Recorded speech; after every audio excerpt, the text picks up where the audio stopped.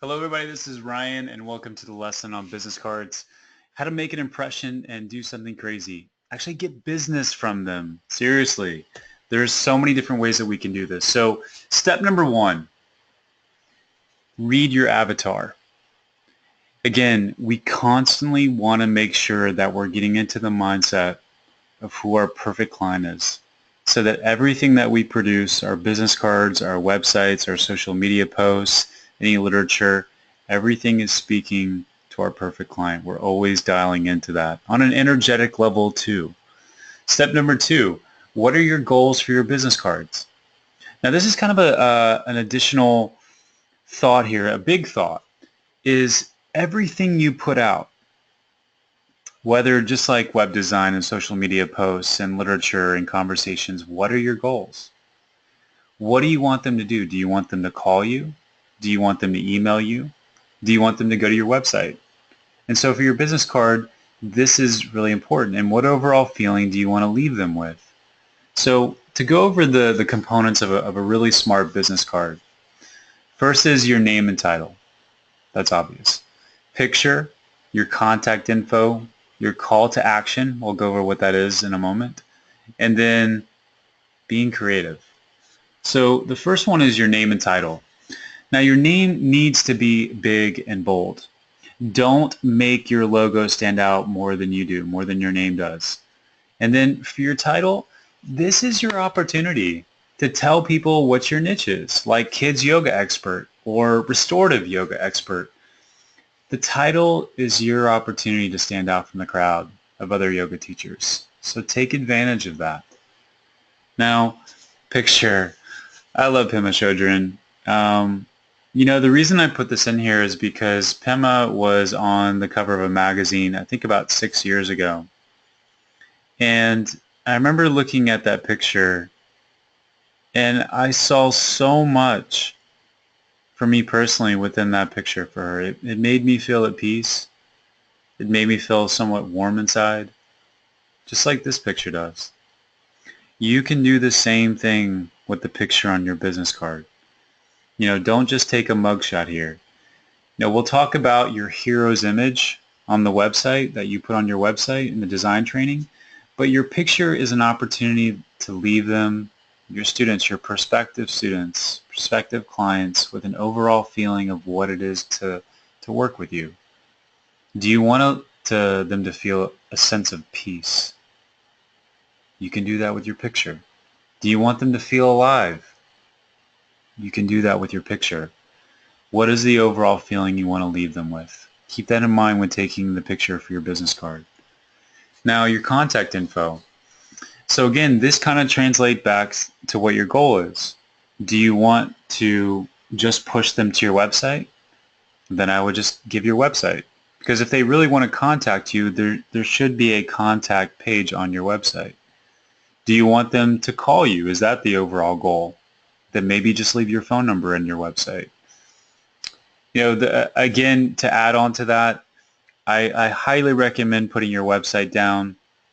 If this is something you don't have quite yet, that's okay. I mean, business cards are incredibly cheap to make, to have produced. They're incredibly cheap. And let me also say this very important point. Do not print your business cards from home. Don't do it. Resist the temptation, because it definitely, unfortunately, it conveys a lot when someone does it from home. I know there's everything about cutting cost. If you can do it and it looks professional, then okay. But if you're doing it on sheets that you have to tear apart and it's obvious that you used a home printer to do this, resist that temptation.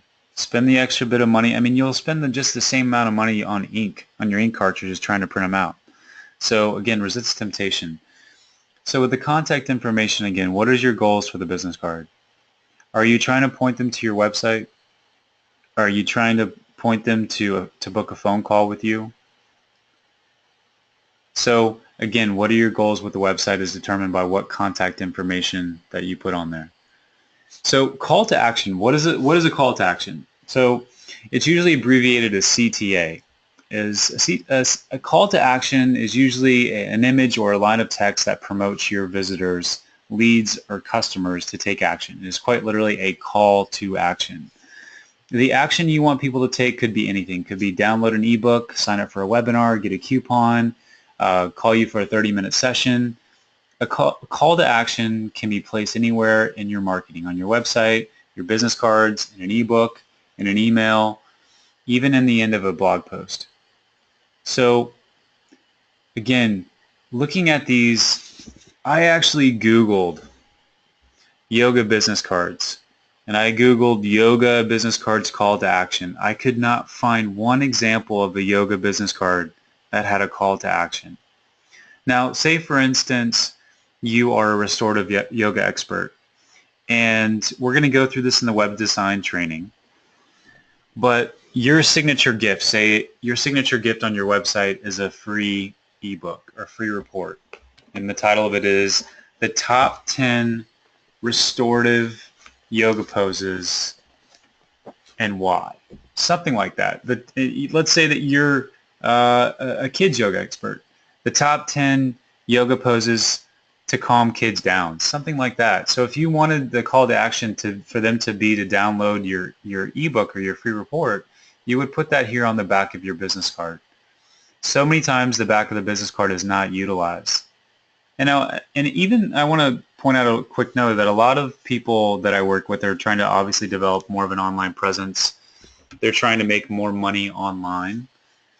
Now, you're still going to talk to people of influence, and your business card definitely will serve a purpose in your business. So don't take business cards lightly. It's definitely an opportunity for you to grow your business on many different fronts and make an impression. So moving on, and we'll get into more to call to action on the web design training. So get creative. I love this guy. He's got so many different, a few different versions, and the point of all this is to get creative to stand out amongst the crowd. So you see the cards, the examples on the left, and then you see the one here on the right. Now that's really sharp because that person realizes that this ruler / business card / tool can be used in so many different ways. If it's used as a tool, which it has that capability with this business card, as well as being a ruler, somebody's going to utilize that, and somebody's going to keep that around. Maybe even just use it as a memento. But more examples of being creative. The one on the left is cool. The one on the right cracks me up every time I look at it. That's awesome. Someone's going to keep that forever. Somebody's going to keep that for a long, long time because that's just funny, cute, and just something that really stands out. Now, I saved the best one for last. Fold out yoga cards. This one is so cool. You have 3 different poses. You have Sarvangasana, Uttasana, Paschimottanasana. Like, this is just, I think this is super cool. But this is to drive home a point of stand out amongst the crowd. This is an opportunity. Every single piece of literature that you put out, whether it's a brochure, whether it's your web design, get creative. Stand out amongst the crowd and have a call to action. Clearly point out what the call to action is. So utilize all the space on your business card, and again, use it to get the intention that it was used for, to get business. Okay, I know this is a short training, but this is a nice little avenue that you can use to really land clients and stand out in their minds amongst the crowd. All right, I'll talk to you soon.